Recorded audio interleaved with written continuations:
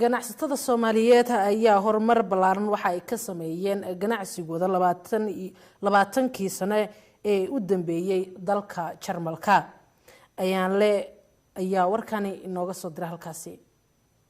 dalkan Jarmalka ayaa waxa uu kamid yahay wadanada sida weyn u martigeliyay bulshada Soomaalida burburkii dawladda dhexe ee Soomaaliya ganacsiga Soomaalida ayaa waxa si weyn looga dareemaya horumar weyn baaxadle 20 sano u dambeeyay kadib markii ay Soomaalidu maalgelin ballaaran ay ku sameeyeen dukaano aad u waaweyn oo laga tukaamaysto kuwaas oo ku yaala dalka Jarmalka. Cabdiraxmaan Axmed Cali waxa uu kamid yahay ganacsatada Soomaaliyeed ee 30 sano u dambeeyay ka ganacsanayay wadankan Jarmalka ayaa wareysi gaar ah uu siiyay telefishinka RTN waxa ka hadlay xaaladda ganacsiga Soomaalida ee dalkan Jarmalka ayaa waxa uu yiri gobolada Jarmalka oo dhan ayaan gaarsiinaa meel kasta ganacsiga qof walba gurigiisii aan boosta loogu dirayaa isoo gurigiisa jooga ayuu wixii heli karaa yani alxamdulillah waa ku ladanahay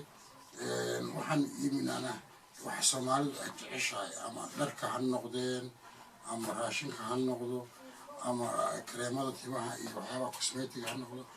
isbedel baa yimid dukaanka ku iibiyaa oo qof kasta uu soo gali karo khaasan Soomaalida wax ka iibsan karo alaabteeda meel walba oo Jarmalka ayaan gaarsiinaa oo gobol walba oo Jarmalka ayaan gaarsiinaa oo boosta aan ugu dirnaa iyo meel aan shakhsi ahaanba tagaba aniguba yani ganacsatada waxaan u baaqi lahaa qof kasta Soomaalida wali yani ma aysan baran wax wada qabsiga badan ama yaqaanaan dadku yani qof kaliya yani far kaliya forma dhaqdo waxaan ilaahdii annagana ganacsatada yarka hadda soo kacaysa waxa way faa'iidooyin badan baa noogu jira oo waxaan helnaa dalab badan macnaha khasaaro kuma qabno oo waxa weeyaan markii annagu hadda dad badan aan helno oo yaryar oo ganacsatada yaryar wax naga qaadan kara